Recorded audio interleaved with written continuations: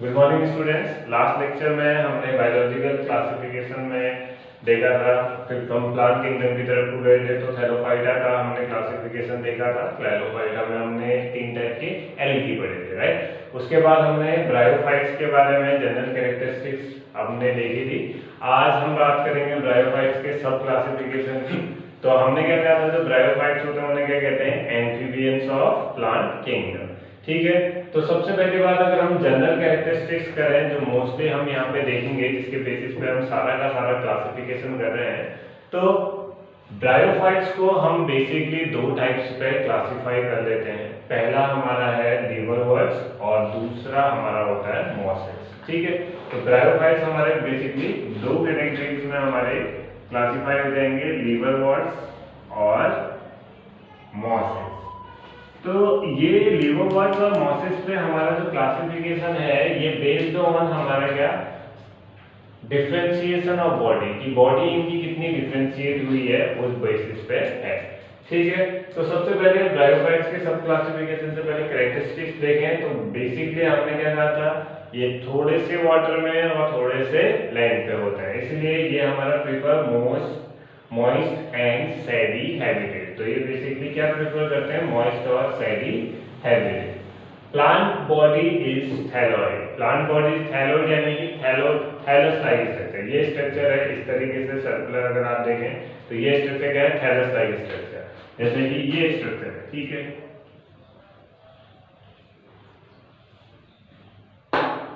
अब ये है, इस स्ट्रक्चर को मैं कह रहा हूँ थैलस लाइक स्ट्रक्चर, क्योंकि इस पे आप डिफरेंशिएट नहीं कर सकते हैं कि डीप वाला पोर्शन कौन सा है, स्टेम वाला पोर्शन कौन सा है और रूट वाला पोर्शन कौन सा है। तो जो थैलॉइड स्ट्रक्चर है, इसमें भी हमारी 2 चीजें यहाँ पे आती हैं। पहली चीज स्टेम लाइक स्ट्रक्चर, जहाँ पे हमारा क्या होगा, सारा का सारा एज ए स्टेम की तरह वर्क करेगा। और दूसरा टाइनी लीफ लाइक स्ट्रक्चर, जहाँ पे हमें क्या होगा, कुछ पर्टिकुलर एरिया होंगे जो इस तरीके से लीफ की तरह डेवलप होने शुरू हो जाएंगे हल्के हल्के। तो इसी बेसिस पे हम क्या कर रहे हैं, इसका सब क्लासिफिकेशन कर रहे हैं। तो जो थैलॉइड स्ट्रक्चर है, बॉडी है, बॉडी 2 टाइप की हो सकती है, पहली स्टेम लाइक और दूसरी लीफ लाइक। तो ये इनके आपके डायग्राम आप लोग नेक्स्ट में देखिएगा, मैं आपको एग्जांपल बताऊंगा, उस बेसिस पे आप देख सकते हैं। अब अगर हम टाइप्स की बात करें, तो लीवरवर्ट्स की बात करें तो लीवरवर्ट्स भी हमारे इस बेसिस पे कितने टाइप के हो जाएंगे, 2 टाइप के। पहला थैलोस लीवरवर्ट्स यानी कि जहां पे हमारा कोई भी डिफरेंशिएशन नहीं है, एक थैलोस लाइक स्ट्रक्चर है, वो हमारा थैलोस लीवरवर्ट, यानी कि यहाँ पे कम्युनिटी बनी है, तो इस तरीके से हमारी क्या है कम्युनिटी। दूसरा लीफी लीवरवर्ट्स हमारे कुछ इस तरीके से लीफ लाइक स्ट्रक्चर है, एक लीफ के ऊपर दूसरा, दूसरे के ऊपर तीसरा, तीसरे के ऊपर चौथा, इस तरीके से स्ट्रक्चर बन रहा है। तो ये हमारे कैसे हैं, लीफी लीवरवर्ट्स। ठीक है, अब दोनों में आप ये नहीं बता सकते कि बॉडी वाला पोर्शन कौन सा है, लेकिन हमारा जो अरेंजमेंट होगा वो कुछ इस तरीके से। एग्जाम्पल मार्केंसिया, रिसिया और पोरेला। ठीक है, तो ये हमारा मोस्ट कॉमनली अकरिंग एग्जाम्पल है जो आपको पता होंगे। अब हम बात करें लीवरवर्ट्स की, तो लीवरवर्ट्स में हम देखेंगे कि मोड ऑफ रिप्रोडक्शन क्या होता है। तो यहाँ पे दोनों मोड होते हैं, sexual plus asexual mode of reproduction. तो एसेक्सुअल मोड ऑफ रिप्रोडक्शन की बात करें तो एसेक्सुअल मोड ऑफ रिप्रोडक्शन में हमारा जो पहली चीज यहाँ पे होती है वो है फ्रेगमेंटेशन। ठीक है, फ्रेगमेंटेशन ऑफ थैलाई। थैलाई क्या है, ये पर्टिकुलर पार्ट थैलाई है, सपोज करो इतना पार्ट कर दिया। अब ये जो पार्ट कर दिया, ये पार्ट डेवलप होकर पूरा का पूरा अलग बना देगा। ऐसे ये पार्ट अलग बना देगा, ये पार्ट अलग, ये पार्ट अलग, ये अलग, ये अलग। तो यानी कि हर एक पार्ट के पास कैपेबिलिटी होगी पूरा का पूरा ग्रो करने की। तो इसीलिए पहला मोड ऑफ रिप्रोडक्शन क्या है, फ्रेगमेंटेशन ऑफ थैलाई, जो पर्टिकुलर पार्ट है उसका फ्रेगमेंटेशन। दूसरी चीज हमने पढ़ा था, जो हम ब्रायोफाइट्स के कल हम डायग्राम बना रहे थे, आर्कियो, स्पोर और एंथेरोजोइड्स जब हम बना रहे थे, वहां पे एक एसेक्सुअल रिप्रोडक्शन के लिए एक पर्टिकुलर स्ट्रक्चर था, कप शेप्ड स्ट्रक्चर, जिसको हम क्या कह रहे थे, गैमा कप। क्या नाम था इसका, गैमा कप।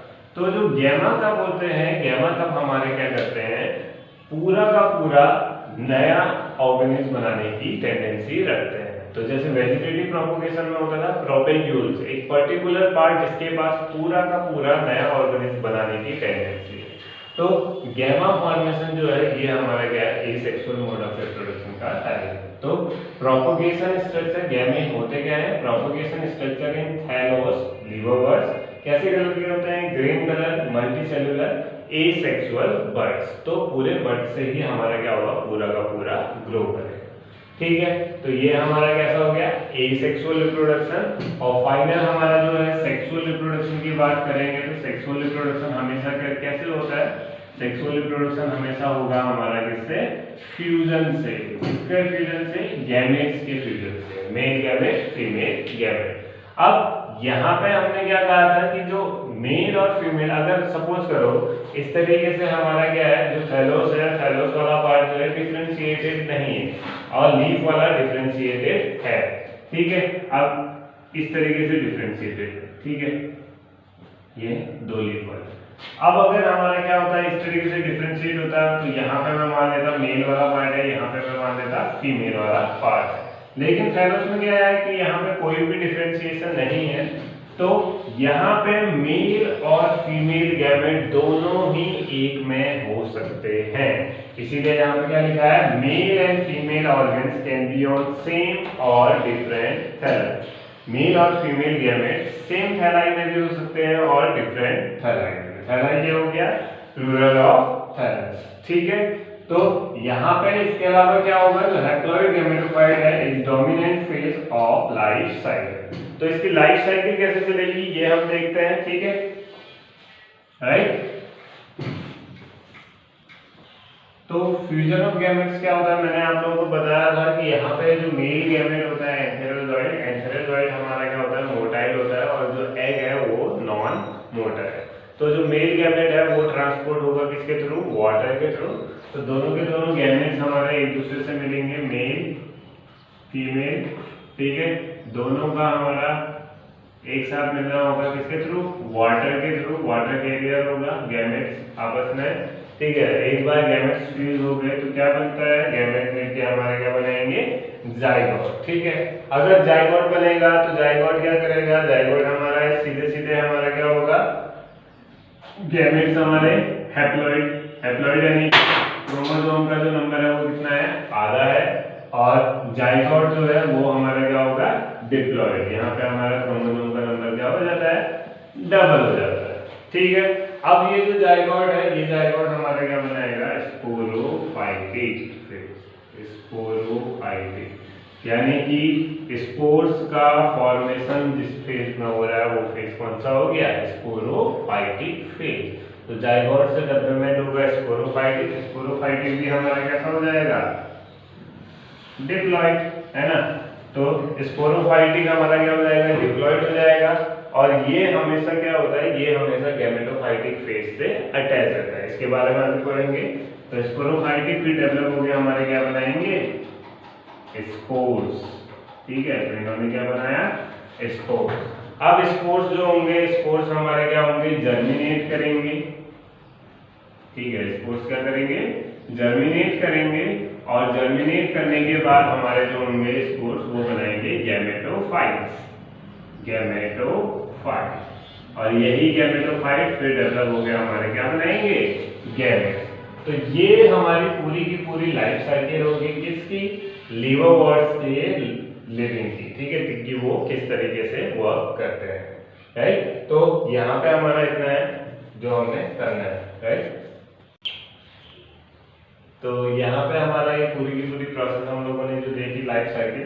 ठीक है, तो मैंने क्या लिखा है, haploid gametophyte is dominant phase of life cycle. ठीक है, यानी कि जो हैप्लॉइड फेज है वो डोमिनेंट है। यानी कि अगर मैं बात करूं हैप्लॉइड का, यहाँ पे दिख रहा है गैमेट्स हैप्लॉइड है और गैमेटोफाइट हैप्लॉइड। यानी कि अगर सेक्सुअल रिप्रोडक्शन होना है तो ये फेज जो है ये तो हमारा डोमिनेंट रहेगा।